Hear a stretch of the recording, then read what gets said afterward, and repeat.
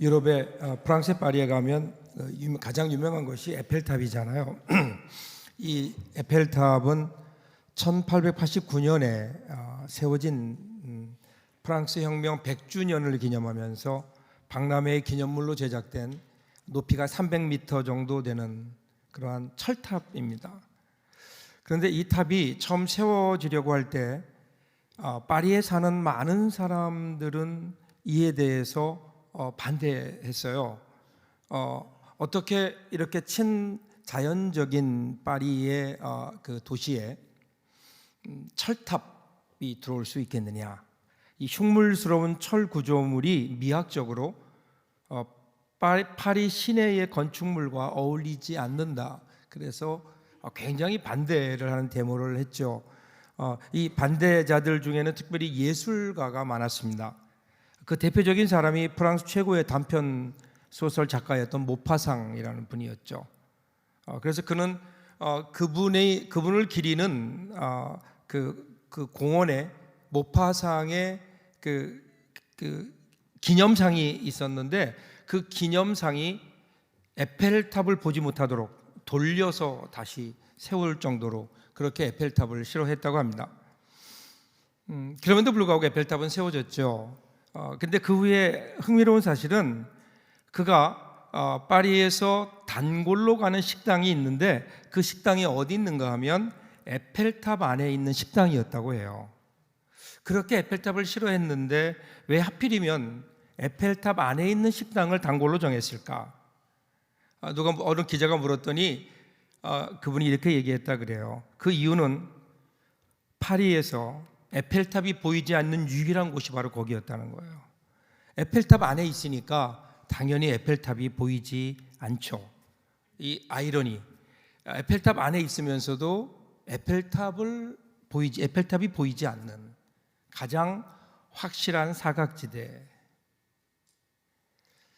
우리 신앙에도 보면 이러한 사각지대가 있을 때가 많아요. 우리가 하나님의 은혜 안에 살고 있기 때문에 어느 순간 우리들이 살다 보면 하나님의 은혜를 보지 못해요. 은혜 안에 있기에 하나님의 은혜를 느끼지 못하는 이 아이러니.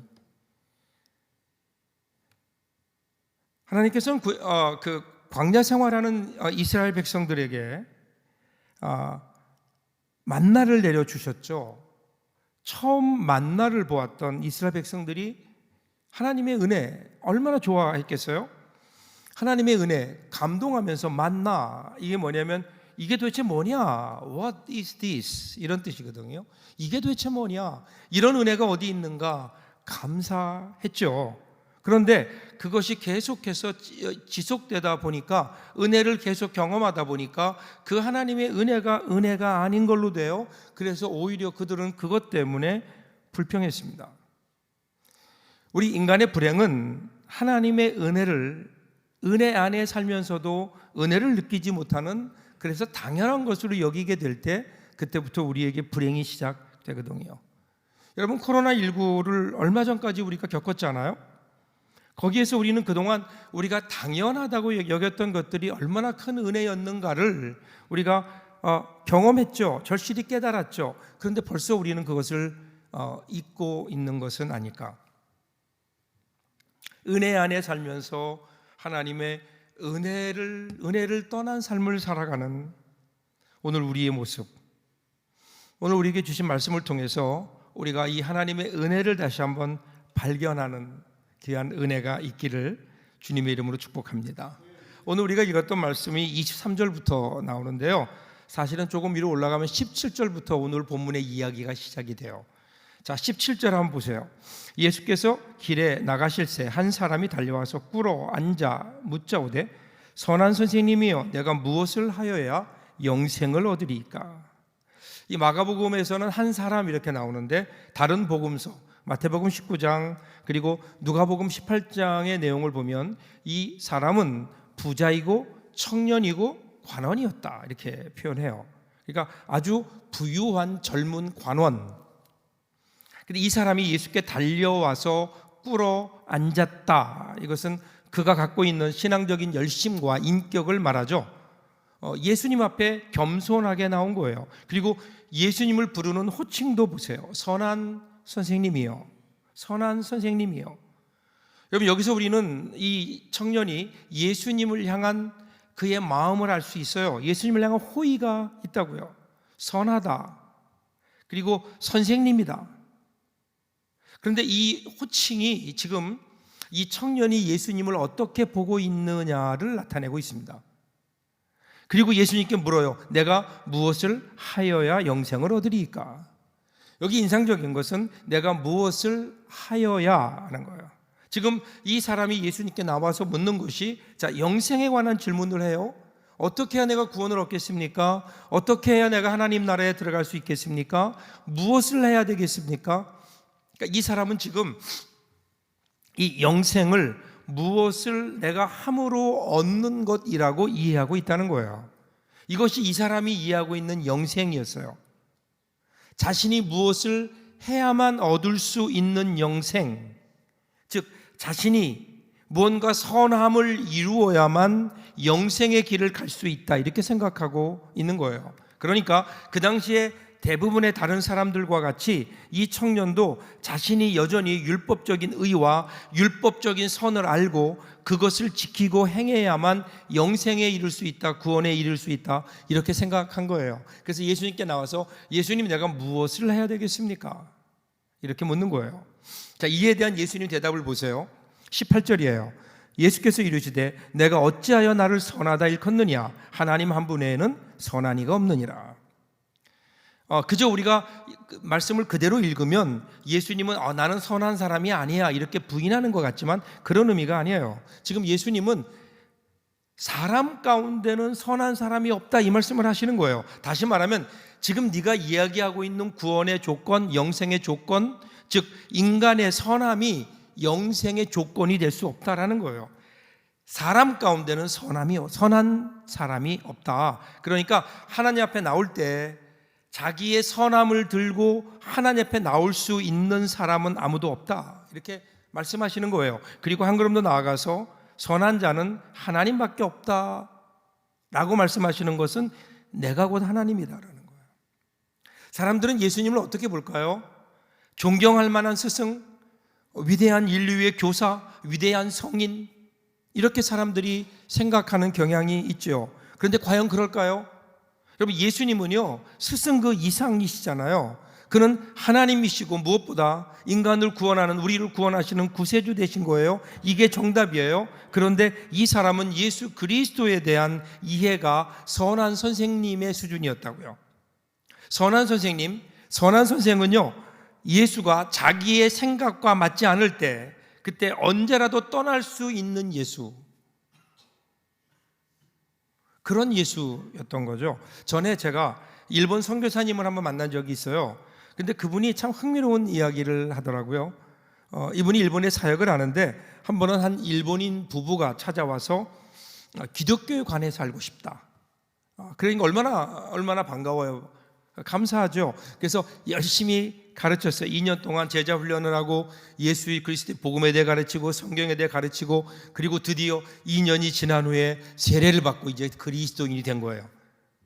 그러니까 이 선교사님은 드디어 이제 전도의 열매가 맺혀졌다. 그리고 감사했죠.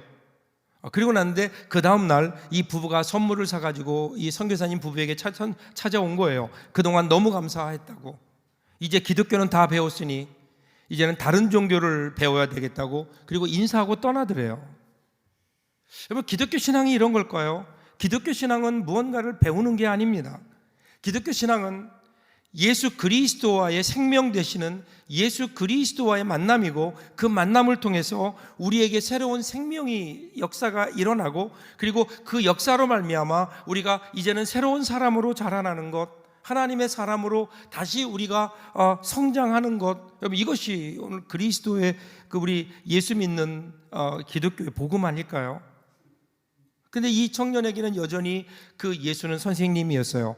선생님에게서 배울 것 다 배우고 떠나가도 전혀 무방한 존재처럼, 그는 결국 예수님의 말씀이 그에게 이해되지 않을 때, 그때 그가 결국 예수를 떠나게 되는 거예요.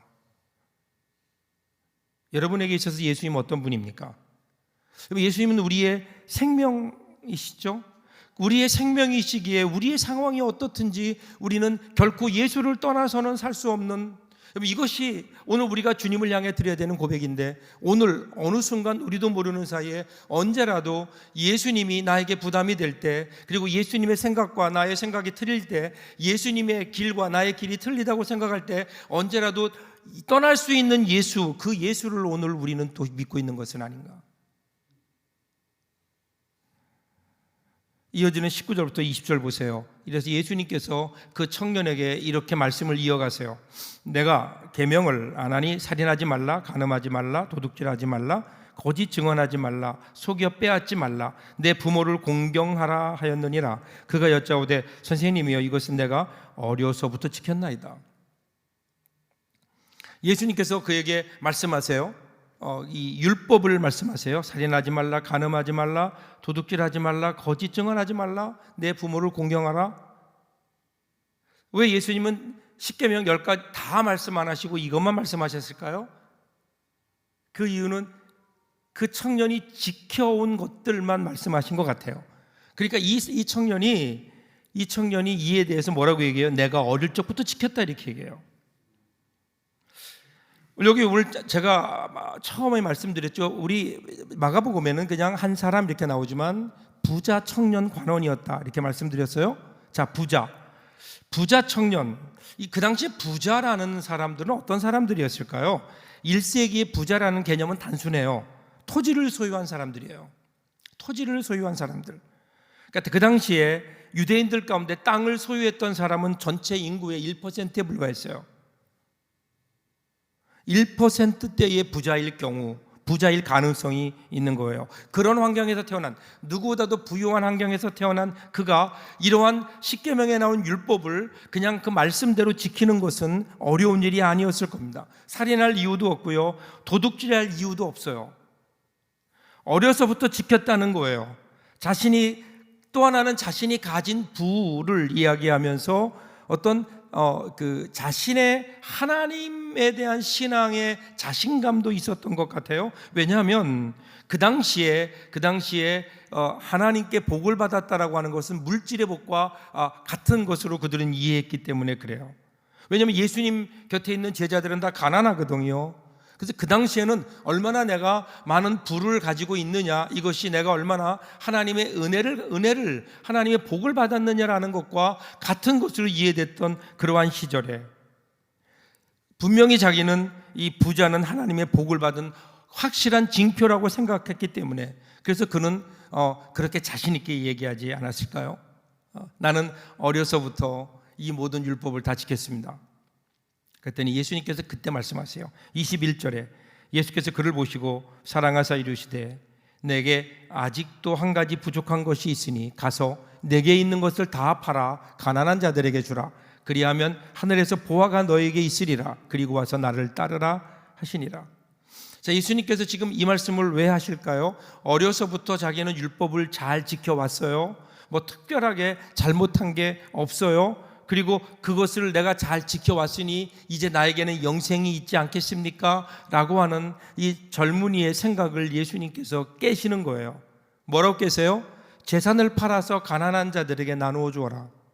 여기에서 이 청년의 자신의 어떤 그 종교적인 선행, 종교적인 자부심이 깨지는 거예요.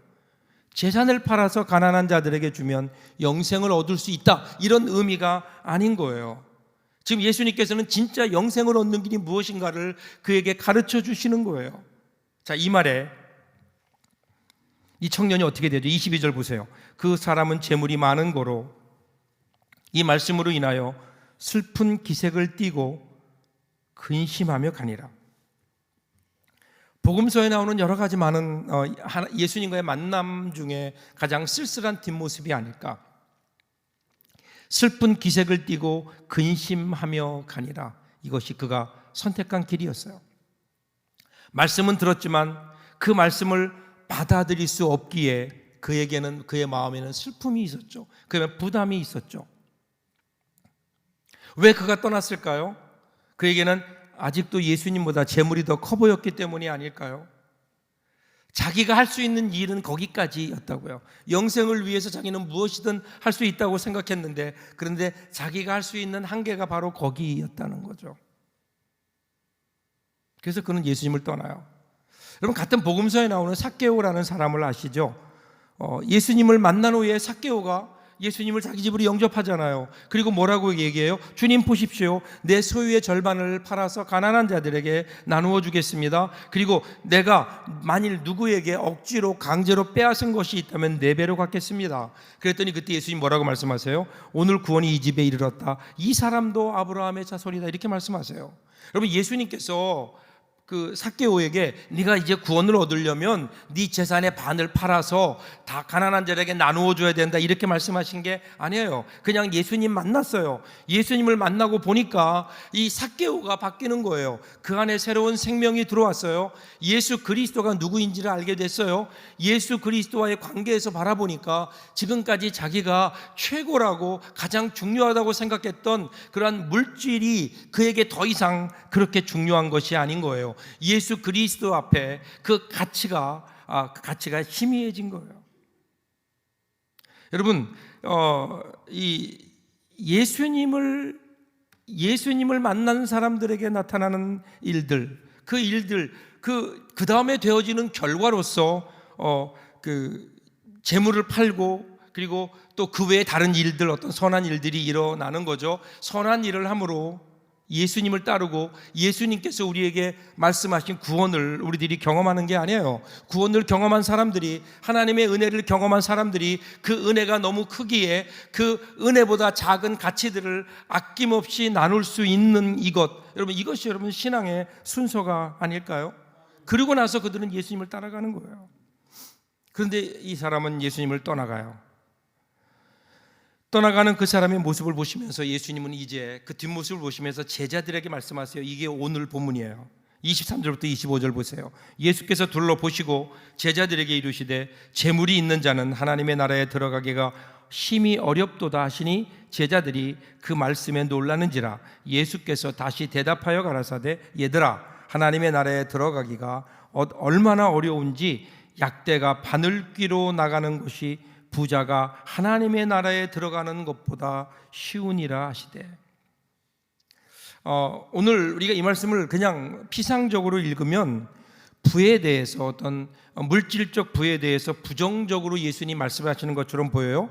그런데 이렇게 말씀하시는 예수님의 이 말씀에는 그 당시에 배경이 있어요. 아까도 잠깐 언급했지만 그 당시 유대인들은 재물이 많고 부자가 되는 것을 하나님의 복을 받은 사람이라고 굳게 믿고 있었어요. 그래서 부자가 되고 관원이 되는 것은 하나님이 주신 복이에요. 그래서 사람들은 생각하기를 그 사람이 부자이다, 그리고 그 사람이 출세했다, 그러면 하나님 앞에 한 걸음 더 먼저 간 사람으로 생각했다고요. 그런데 예수님은 오히려 그 부자가, 그가 이뤄놓은 부가 영생을 얻는데 방해가 된다, 하나님 앞에 나가는데 방해가 된다, 그러면서 뭐라고 말씀하세요? 약대가, 낙타가 바늘귀로 나가는 것이 부자가 하나님 나라에 들어가는 것보다 쉬우니라, 이렇게 말씀하세요. 그러면서 예수님은 오늘 예수님께 찾아왔던 부자 청년, 그가 바로 그런 대표적 모습이라는 거예요. 이러한 부자와 하나님 나라 사이의 관계에 대해서 충격적인 선언을 들은 제자들에게도, 그들의 마음속에도 이런 질문이 생긴 거예요. 같은 질문이 생겼겠죠. 26절 27절 보세요. 제자들이 매우 놀라 서로 말하되 그런즉 누가 구원을 얻을 수 있는가 하니, 예수께서 그들을 보시며 이르시되 사람으로서는 할 수 없으되 하나님으로는 그렇지 아니하니 하나님으로서는 다 하실 수 있느니라. 이게 무슨 말이에요? 우리가 하나님의 구원은 꼭 우리가 무엇을 해야만 된다고 생각하는 그러한 어떤 잘못된 생각들이 우리 가운데 있다는 거예요. 우리도 모르는 사이에 그런 본능적인 생각이 있어요.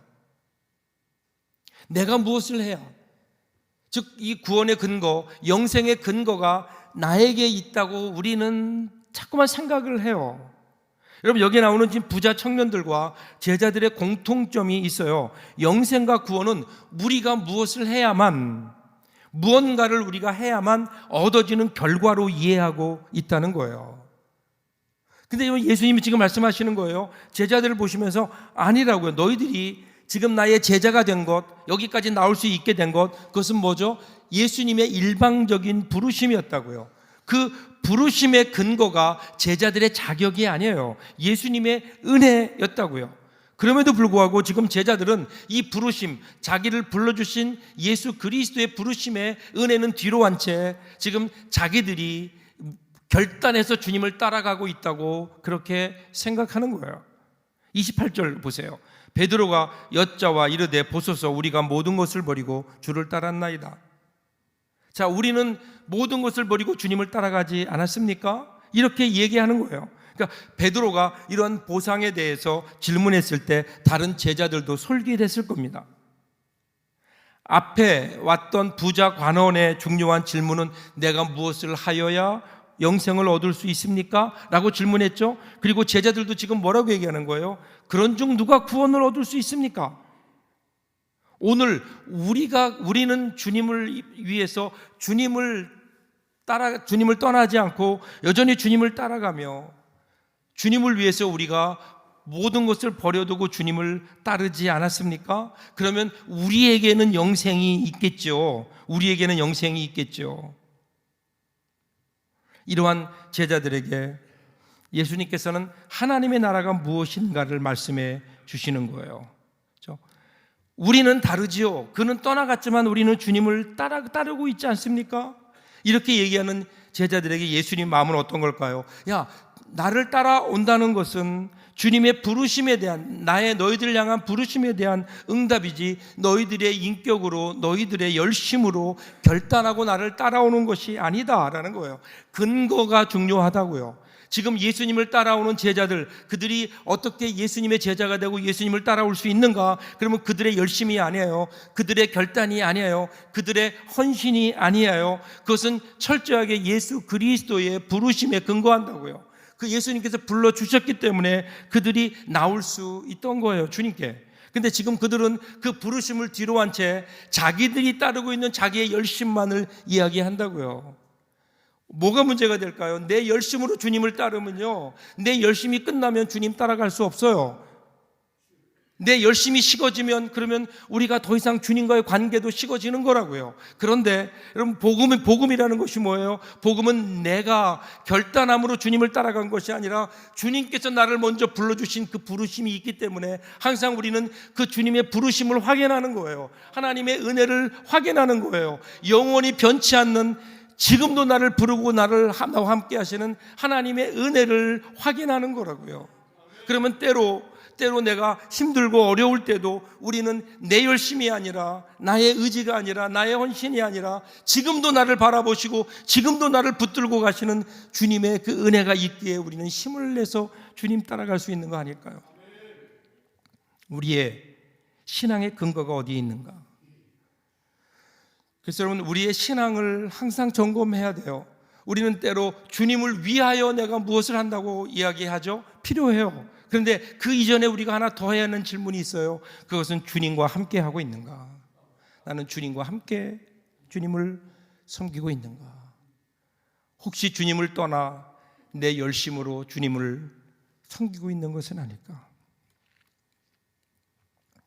이런 제자들에게 우리 주님이 이렇게 격려해 주세요. 29절 30절이에요. 예수께서 가라사대 내가 진실로 너희에게 이르노니 나와 및 복음을 위하여 집이나 형제나 자매나 어미나 아비나 자식이나 전토를 벌인 자는 금세 있어 집과 형제와 자매와 모친과 자식과 전토를 100배나 받되 핍박을 겸하여 받고 내세의 영생을 받지 못할 자가 없느니라. 지금 예수님 말씀하시는 거예요. 너희가 참 잘했다는 거예요. 지금까지 잘했다는 거예요. 내가 부를 때 너희들이 믿음으로 순종했고 너희들이 버리고 나를 따라왔다. 이제 지금까지 잘했다는 거예요. 그러면서 그런 너희들에게 분명히 보상이 있을 것이다. 왜냐하면 그 당시에 주님을 따른다는 것은 지금까지의 근거를 포기해야 되는 거거든요. 여러분, 초대교회 성도들 보세요. 그들이 예수를 믿는다고 하는 것은 그들이 지금까지 살아왔던 그의 삶의 터전을 떠나는 거예요. 지금까지 살아왔던 가족을 떠나야 되고 공동체를 떠날 수밖에 없어요. 그런데 그러기에 주님께서는 그렇게 예수를 위하여 포기했던 모든 것들에 대해서 분명하게 갚아주시겠다. 물론 그 과정에서 핍박과 박해도 있겠지만 하나님 나라의 복이 주어진다. 그 복이 뭐예요? 100배나. 마치 한 알의 씨앗이 100배의 결실을 거둘 수 있다. 여러분, 마가복음 4장 8절에 비유 있죠? 더러는 좋은 땅에 떨어짐에 자라 무성하여 결실하였으니 30배나 60배나 100배가 되었느니라 하시고, 이 100배는 하나님의 복이에요. 이 세상이 주는 복이 아니라고요. 여러분, 예수님을 믿음으로 내가 예수님이 나를 부르실 때 그 은혜에 감사하며 그 은혜에 내가 화답하며 내가 예수 그리스도를 위하여 버렸던 것, 희생했던 것, 여러분 그 주님이 분명히 기억하시고 갚아주신다는 거예요. 사랑하는 여러분, 정말 예수 그리스도의 복음을 위해서 헌신한 적이 있으신가요? 한번 결과를 돌아보시라고요. 우리가 영생을 얻기 위한 조건이 아니라 영생을 주신 하나님 은혜에 감사하며 그 은혜에 감사하는 복음을 위하여 우리의 삶을 드리는 헌신을 드렸을 때, 그때 하나님께서 우리 가운데 갚아주시는 은혜가 100배의 은혜라고요. 이 세상이 경험하지 못하는 풍성한 삶. 다윗이 고백하잖아요. 여호와는 나의 목자시니 내게 부족함이 없다. 이것은 여러분, 내가 왕이 되고 보니까, 왕이 돼서 권력을 누리고 모든 것을 내가 할 수 있는 능력을 갖게 되니까, 그러니까 내가 부족함이 없다, 이렇게 고백하지 않았어요. 여호와가 나의 목자시니 내게 부족함이 없다. 사랑하는 여러분, 우리가 주님 앞에 아직도 드리지 못하는 마지막 하나 남은 것이 무엇일까요? 오늘 주님이 우리에게 드리기를 원하는 그 한 가지는 무엇일까요? 여러분, 그것을 한번 드림으로 하나님께서 우리에게 주시는 이 세상이 줄 수 없는 100배의 놀라운 그 풍성한 은혜가 우리에게 있는데, 오늘 우리가 그 자리까지 나가지 못하고 있는 것은 아닌가. 그러면서 마지막에 주님께서 이제 경고하세요. 31절이에요. 그러나 먼저 된 자로서 나중되고 나중된 자로서 먼저 될 자가 많으니라. 먼저 된 자가 나중되고 나중된 자가 먼저 된다. 언제일까요? 우리가 하나님이 주신 은혜를 떠나서 우리의 열심을 따라가게 될 때, 여러분, 먼저와 나중은 순서예요. 둘 다 필요해요. 그런데 순서라고요. 우리의 열심보다 하나님의 은혜가 앞서야 돼요. 이 순서가 바뀌니까 어떻게 우리 신앙생활하다가 탈진하는 거예요. 은혜가 먼저라고요. 은혜 없는 열심, 은혜 없는 헌심, 결국 어떻게 돼요? 처음에는 먼저 되는 것 같지만 나중 되는 거라고요. 신앙은 계산이 아니에요. 투자도 아니에요. 그냥 나를 구원해 주신 하나님의 은혜에 대한 감사예요. 하나님의 일을 함께 할 수 있음에 대한 감격이고, 그리고 그러기에 주 앞에 드릴 수밖에 없는 헌신. 여러분, 이것이 신앙이 아닐까요? 한평생 아프리카를 위해서 헌신했던 여러분 리빙스턴이라고 하는 선교사를 아시죠? 그가 40여 년 동안의 아프리카 선교 사역을 마친 후 1871년이 됐을 때 그의 몸이 많이 쇠약해졌어요. 이 소식을 접한 영국 왕실에서 그의 친구들을 보내서 그를 그만 돌아오도록, 은퇴 후에 좋은 조건에 살 수 있도록 준비해 두었다라는 그런 영국 왕실의 전언을 전하면서 찾아갔던 사람들이 이렇게 얘기해요. 지난 40년 동안 헌신하셨으니 이제 그만 헌신의 삶을 끝내고 고국으로 돌아갑시다. 그만하면 됐습니다. 당신의 헌신은 그만하면 됐습니다. 그때 리빙스턴이 이렇게 얘기해요. 제가 아프리카에서 했던 일들은 헌신이 아닙니다.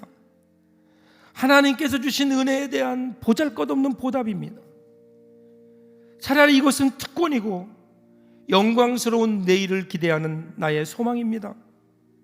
현재의 고난은 장차 나타날 영광과 비교할 때 아무것도 아니기 때문에, 이것이 오늘 우리의 고백이 돼야 하지 않을까요? 혹시 오늘 우리는 나중 것을 먼저 내세우고 있는 것은 아닌가? 우리를 구원하신 주님의 은혜에 감사하며 성취보다 은혜가 먼저예요. 하나님의 은혜를 알고 이 하나님의 은혜 안에 살며 하나님과 함께 하나님을 위하여 일할 수 있다면 여러분, 우리 삶은 분명히 달라지지 않을까요? 이 귀한 헌신의 삶이 사순절을 지나는 우리의 삶 속에 그대로 주님께 드려줄 수 있기를 주님의 이름으로 축복합니다. 기도하겠습니다.